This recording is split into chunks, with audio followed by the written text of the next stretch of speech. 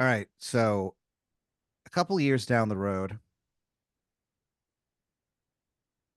you are walking down, or rather walking through the campus of the University of Los Angeles. From UCLA's camp. Why am I on campus? So you were taking part in a like a medical study, basically, through the university. Okay. What kind It's of medical study? it's a study that is sponsored by the Lanalax Corporation. Um, Through it's UCLA. yeah, they're like a co-sponsor basically on it. They're like Okay. it's like the Lanalax Corporation presents The Sound of Silence this summer at UCLA. And basically what it is they have one of those like silence chambers there, you know what I mean? Yeah. And Yeah. so you like go there and just kind of sit there and listen to the sound of silence that pervades. And afterward, you're just, you know, you give your feedback to the researchers. And so like What kind of fucking feedback are you looking for? Couldn't hear shit. well that's the thing is that Totally quiet. because it's as perfectly silent as it is, you can like hear things that you normally wouldn't be able to hear, you know? Um, some people later on, they swear, a few people that take part in this study swear that they could actually like hear into other dimensions and stuff like that, hear things that they knew couldn't be there, the voices of the dead, stuff like that. But that's kind of few and far between. Most people, they're just like, yeah, just don't really hear much, just so you were in there, uh, and your mind was kind of wandering, and you kind of like forgot where you were, and you like farted after you were in there for like 2 minutes. And because of the like absolute silence of the chamber, your fart, the sound is so loud that the chamber like falls apart, like it breaks down. What? I'm not gonna fart an anechoic chamber apart. I'm not gonna come on. That's not Well, how it that's the thing. works. Well, no, that's the thing is that it's so quiet that it was loud, dude. It was loud anyway. And so due to like the like extreme silence of the chamber, it just like, reverberated and not necessarily because of how loud it was, but just like the force behind it and just it just happened to be the right kind of vibrations, I guess. And so it just like fell apart. And so you like look up and How like humiliating. all the scientists that are there, they all like look up and you like they just stare at you for a second and you stare at them and then you just go, good thing I already got paid. And then you leave. And What an asshole. you're well, you didn't really know what else to say. This sucks. This sucks already. So I just farted. The contrast of my fart to how quiet the room around me was caused it to fall in on itself. yeah. But like And my reaction is, I'm glad I just got paid. yeah, and then you kind of go like, ugh, and you leave. And so you walk outside, $150 richer. Um, you try your best to ignore all like the emergency personnel who are like running towards the building or whatever. What do you, this room collapsed and I got out of there Well, scot free. it fell apart like it didn't fall in on itself. It was like blasted out. What do you mean blasted out? So So there's the walls, collateral damage to this? well, no, it's well, yeah. I mean, you break the thing. No one's hurt or anything, but none of the emergency people know that. They just all they know is that there was like a an incredibly loud fart, and then suddenly like a bunch of mayhem, and so they're like Why is run. this fart so loud? So the Lanalax Corporation are experimenting with a new type of silence. This is a silence that will actually make things louder. Like an explosive silence. Explosive silence is a very good way of putting it. Yeah. And so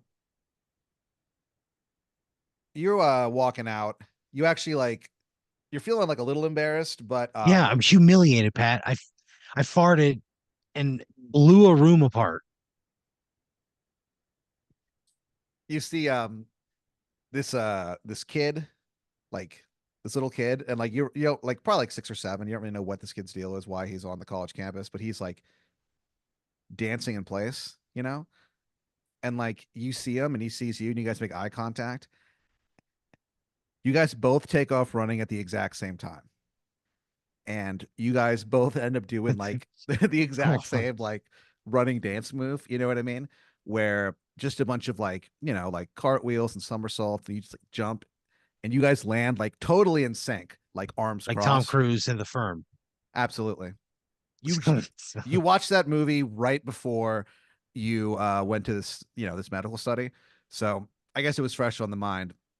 Of all And, things to bring back, he just fucking Tom Cruise in The Firm. and so um you you kind of like see a kid and like you keep walking. And but you're, even though you're a little bit embarrassed, because of the whole farting thing, you're happy to have that money, man. Yeah, that $150. Yeah, it's gonna come in handy. You've kind of been bouncing around between a lot of jobs lately. Why? Um, I don't know. I mean, you just feel a certain restlessness, I guess, you know, where, you've been working at these different places and things start off okay, but then eventually, they Sure. just, like you were Yeah. working as you were a bathroom greeter for a while there, um, at a like really fancy, you know, hotel downtown where people with like a lot of them are regulars. A lot of them are people who stay at that hotel, throughout the year. And so it's a thing where you recognize these dudes, like you know them.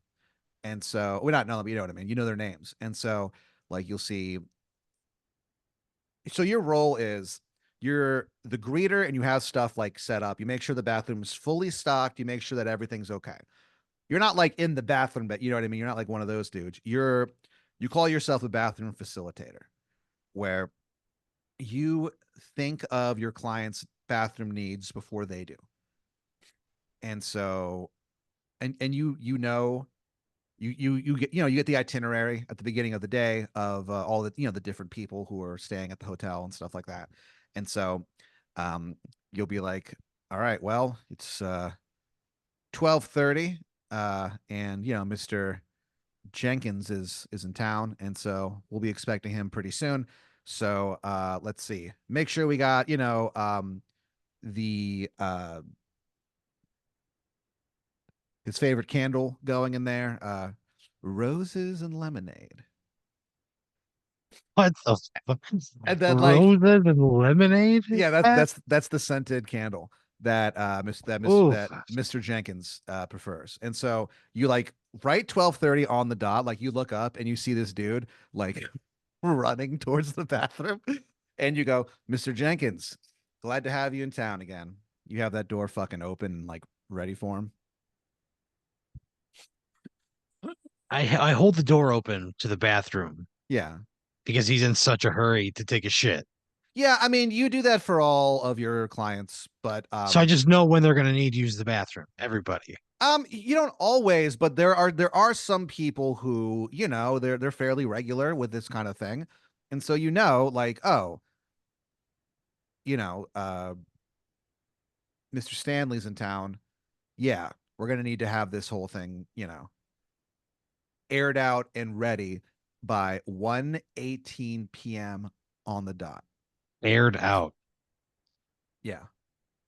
So you did that for a while, but I don't know, like it was kind of complicated. It was actually like a job that was really a lot more trouble than it's worth, it seemed, you're kind of wondering how they even afforded to do it.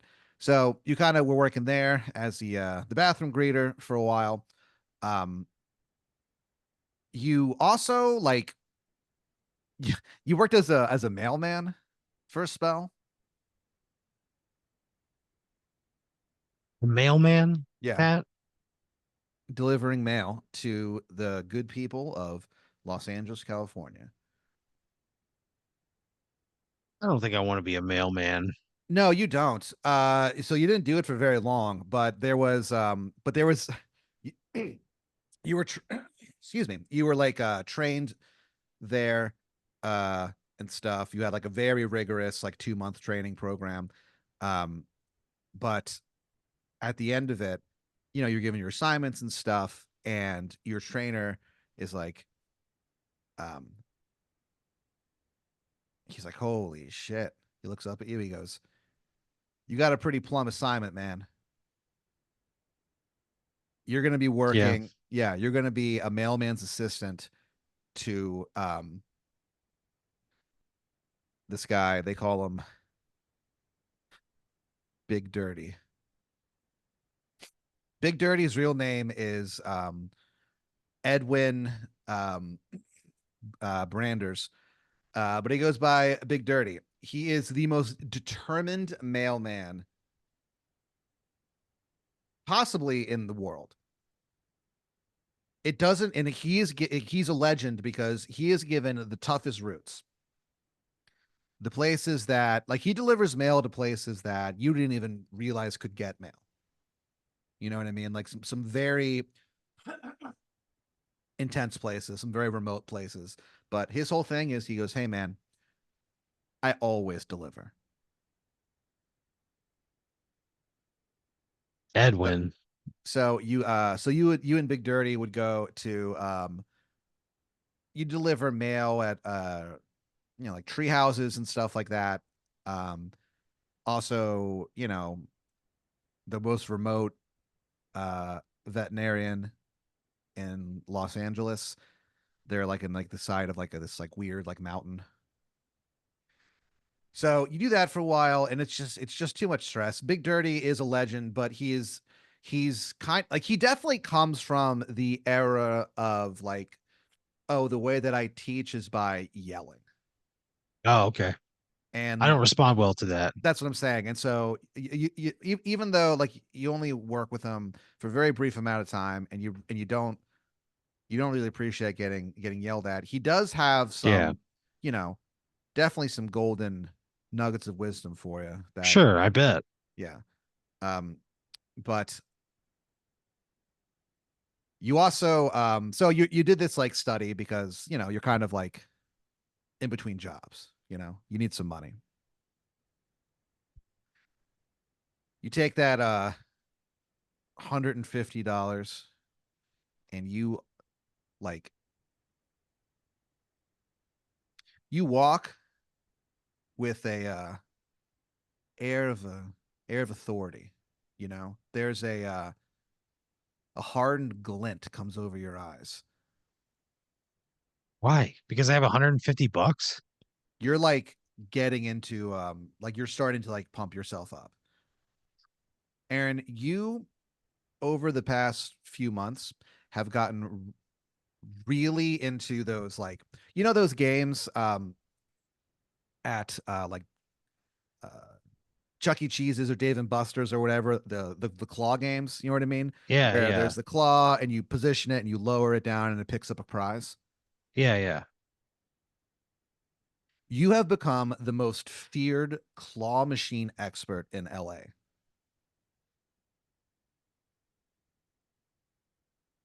Oh man. I So like you started off kind of very low stakes where you would go to like a Chuck E. Cheese and you would just play for or you would train yourself on the claw games where there's like the prizes are like stuffed animals or something stupid. You know what I mean? yeah, yeah. And so you started off there. But over the past few months, you have been building yourself up. You've kind of been like making a name for yourself, kind of making your rep around town. because your thing is, all right, so I'm gonna practice, I'm gonna get these like toys or whatever, but like I have no need for these, and so you just kind of give them away. And so the way that you first got noticed by people is you would go to, like a pizza parlor or whatever, and kids would look up and see you and be like, "Oh my gosh, it's it's him." And they would like run over to you and stuff, and you would just be like fucking wrecking shop on these games. There's something about the claw games that you just really are able to like sync up with, you know? Okay. You feel like that claw is like your third fucking arm. And so, you give stuff away. They start calling you the claw machine godfather because it's like in the Godfather movies where, it's like, oh, this is, you know, uh Marlon Brando walking around giving shit away to people, you know what I mean? And they're like, "Oh, we love this guy." Yeah, yeah. I'm that way, but with the contents of a claw machine. Well, at first, for sure, yeah. I mean, you still train, like you train on, you still continue to, it's almost like working out. You know what I mean? Going to a gym and just making sure your form is good because you are playing at some pretty high stakes uh claw machine places these days. What the fuck does that even mean? What in the world does that even mean, Pat? A high stakes claw machine game? Yeah. So what? So you start off with like the stuffed animals or whatever. The next thing you do is you start playing at places where, how there's some places with these games, some of the prizes are like a Nintendo Switch or something like that. They Uh go that big? oh yeah, there are some places where the prizes are, they're really hard to get, you know. Uh and so you start putting your, and so because they're hard to get, they're able to be a little bit more expensive, or whatever. So there's places where, so you start playing doing those, and you start, at first it's a bit of an adjustment, but eventually you start wrecking shop on that as well. And so you're getting stuff uh like a Nintendo Switch, one of the things that you win is a glass bong that's been autographed by all members of the group, the Bong Boys. Oh no. They're Beach Boys, like parody group where they take Beach Boy songs, but they change it into about, be about bongs, Yeah. So it's like, they'll be like, I got a bong, bong, got a bong, I got a bong, yeah, I got a bong, bong, bong, I got a bong. Yeah. So you win one of those. Um, How much is that worth in this climate? the oh, the autographed bong, The you mean? Bong Boys bong, yeah. You end up, most of the stuff that you win, you end up reselling, just because you don't have much need for stuff like that for a lot of that shit. So you end up selling it for $35. That's it. Yeah, I mean it's just like a glass bong. Okay. Yeah, Thought there might be a bigger market for considering the all the heat the Bong Boys have. yeah, the bong boys are doing good, but I mean they're a little, they've oversaturated the market. I mean, like, maybe at first that would have been a cool thing, but there's just so much of it out there that, Okay. you know what I mean? Yeah, I mean 35 bucks, whatever. Yeah. Okay. And you take that $35 and you put it back into your claw machine, you know. Yeah. And so because it does cost money to play these games. So after a while you start getting noticed. And so there are some very high stakes claw machine games around town these days. So like you'll go there and it's like they start at $10 games. but they can go as high as like 10 grand. It's absurd. Yeah, but it is absolutely. But I mean, most gambling is if you think about it, you know? And so you're going to one of these places. That's why you're kind of like psyching yourself up. You aim to take that $150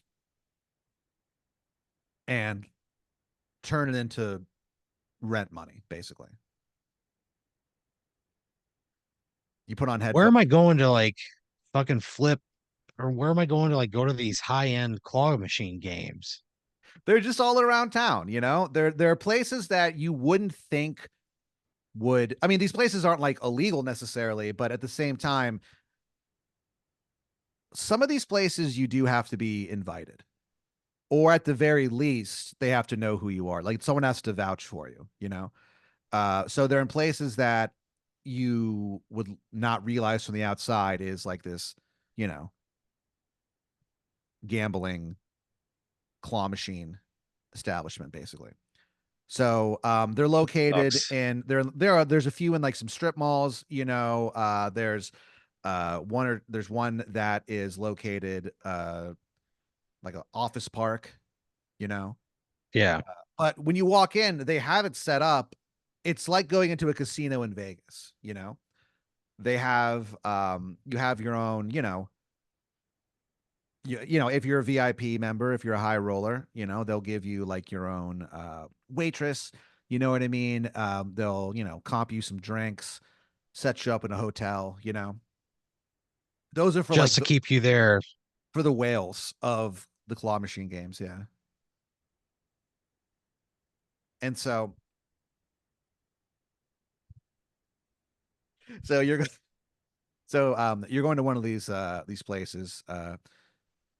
You put on your headphones, you play lose yourself,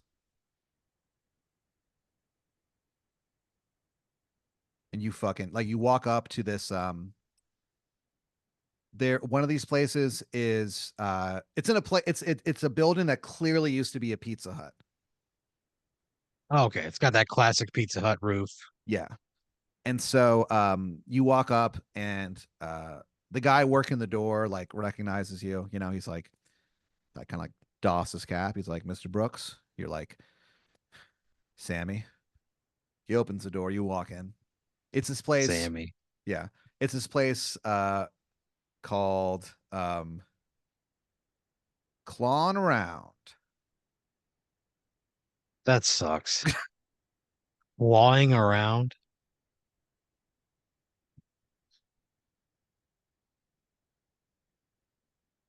So um you go in and you take out that 150 bucks that you've been paid in cash, you know. You walk up to the there's somebody who, you know, you exchange them for tokens that you're gonna, you know. And so you walk up. The woman behind the glass there that you give the money to, she's like, Aaron, good to see you. And you're like, even better to see you, Darlene. She's like an older lady, you know, worked there for forever. She's getting your tokens together. You go, Darlene, when are you finally gonna come to your senses and leave that husband of yours and run away with me? And she just laughs. She goes, Aaron, come on. Darlene. Yeah. She slides the tokens to you, and then she goes, yeah. She goes, yeah. I don't think Mr. Littleton would appreciate that. She winks at you, just like a little game you guys have, you know. Yeah, yeah. Little game between lovers. Why not? A lovers game. And so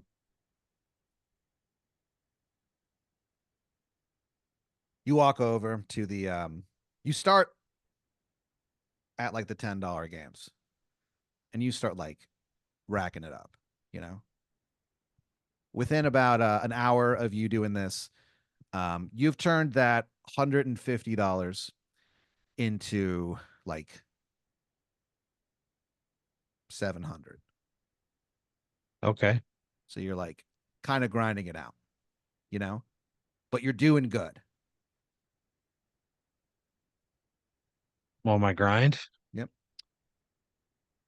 You're starting to think about maybe taking a break for a second when like from behind you, or not behind you, from beside you, you just hear like, hey, Mr. Brooks, how are you? And you're like, huh? And like you turn It's and there's this guy there. He's like wearing like a tuxedo, you know what I mean? Like he clearly works there, you know. Kind of like reminiscent of like a pit boss at a casino. sure.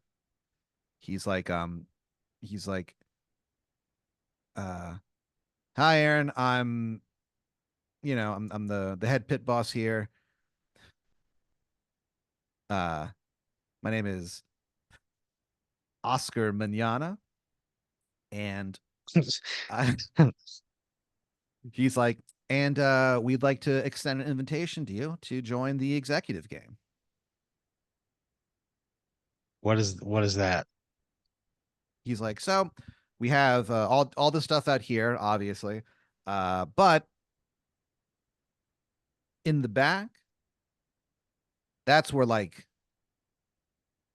the high rollers are. I have like $700 on me. He goes, Aaron, it's the executive game. We would obviously stake you some money. He goes, you know you've been making your rep around town, and we have noticed, and uh we would love for you to join the executive game in the back. What does that mean? What are you asking me to do?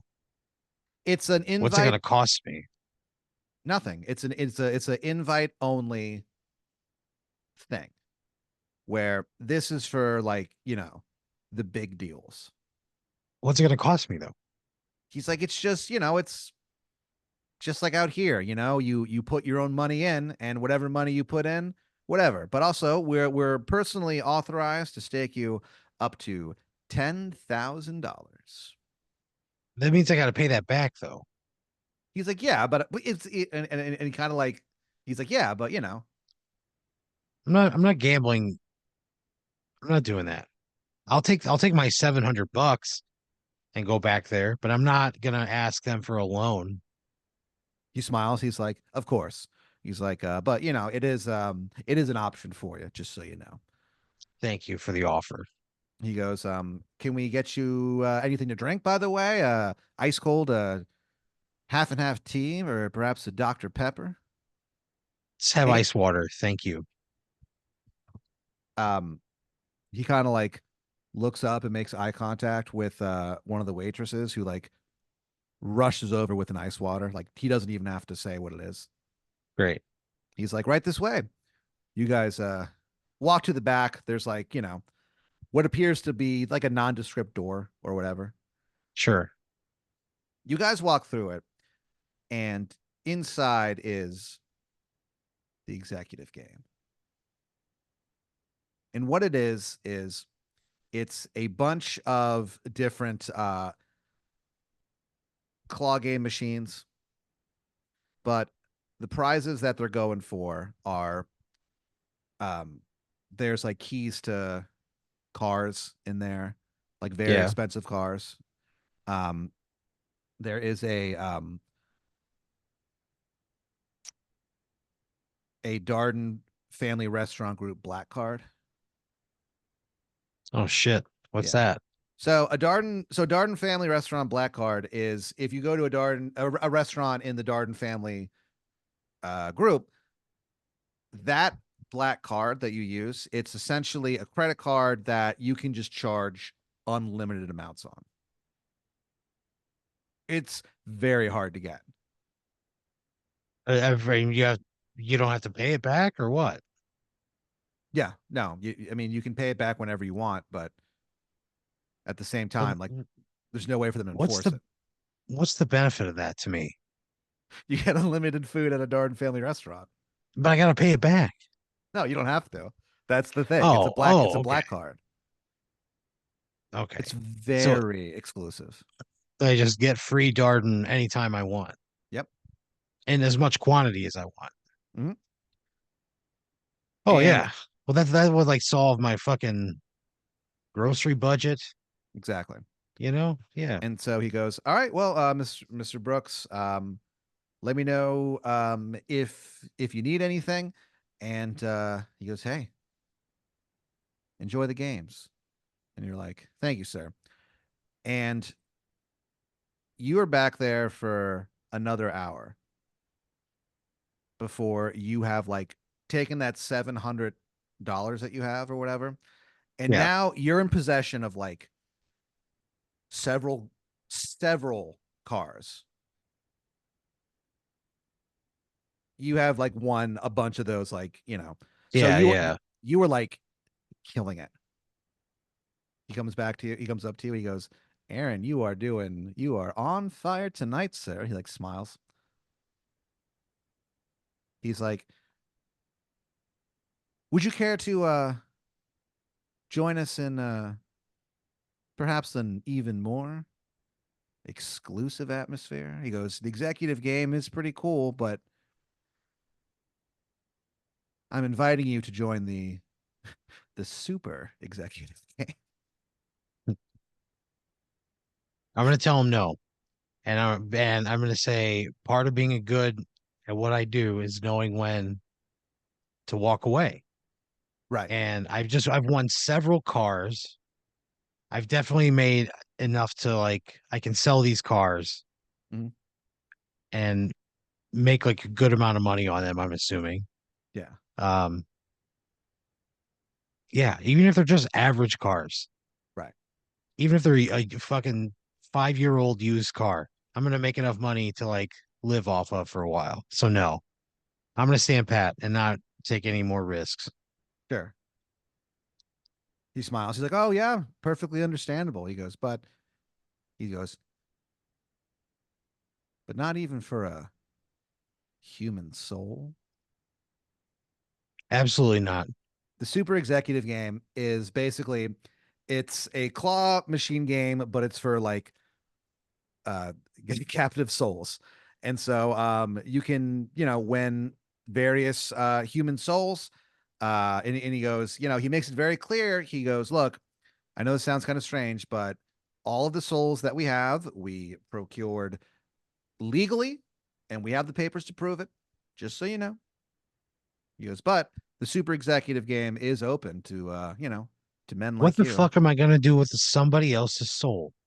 He goes, "Hey, that's, Well, then no, absolutely not. Absolutely not. yeah, It's already a hassle enough that I gotta sell these cars. right." You know, I don't have to deal with a soul on top of it. He kind of like smiles and he goes, he hands you like a small piece of paper. He goes, "These are some names on there of some people who I have on pretty good authority are actually looking to pick up some cars." He goes, "So that might make things a little easier for you." He goes, "Yep, we here at Clawing Around, we know how to take care of our clients, sir." He smiles at you. Clawing around. Change the name. He goes, "I can't change your mind about those human souls." No, no, not one bit. He's I like, got cars to sell. "Yeah." He goes, "Understandable. Well, enjoy your evening, Mr. Brooks." And you're like, "All right." Um, you turn around and you like, you're walking, you know, like leaving the executive game, and you're looking at the list of paper with some names on it. You're not really paying attention to what you're doing, and you like accidentally like step on somebody's foot, and you go like, "Oh, sorry about that." And the person, like the claw, like goes like awry. You know what I mean? Because like you kind of like fucked up his shot basically, and it just Oh, okay, I see. Yeah, yeah. pulls up fucking nothing but air, and you're like, "Oh shit!" And the guy standing there looks at you. The guy whose foot that you like stepped on and whose shot you fucked up. And this dude is without a doubt the baldest man that you have ever God seen damn it, Pat. in your fucking life. There is not a molecule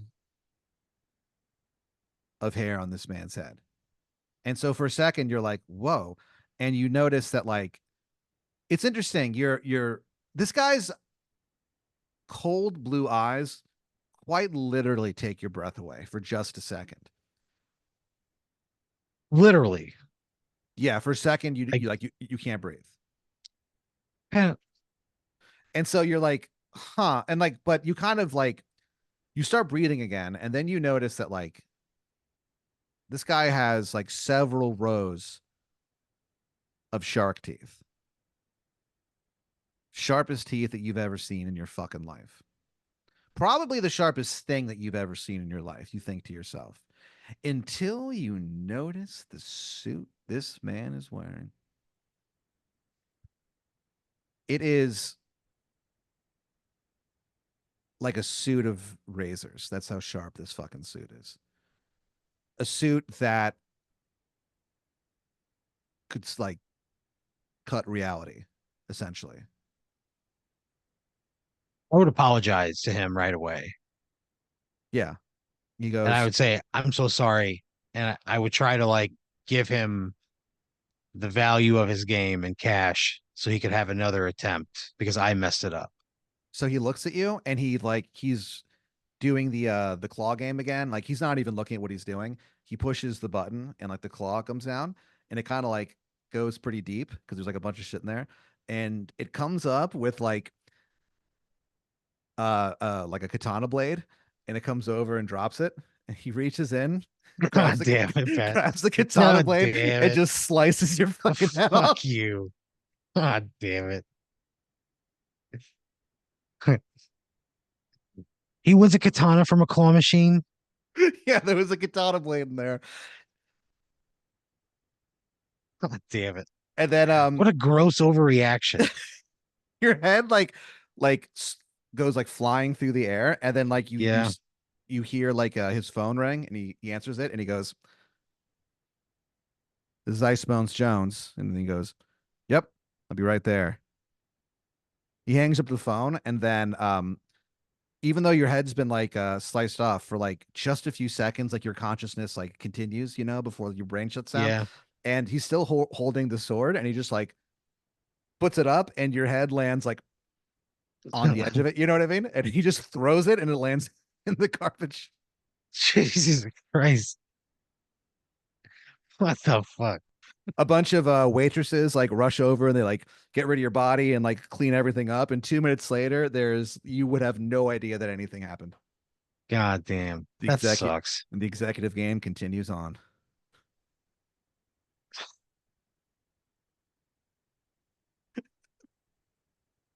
But yeah, you're fucking dead. Fuck you.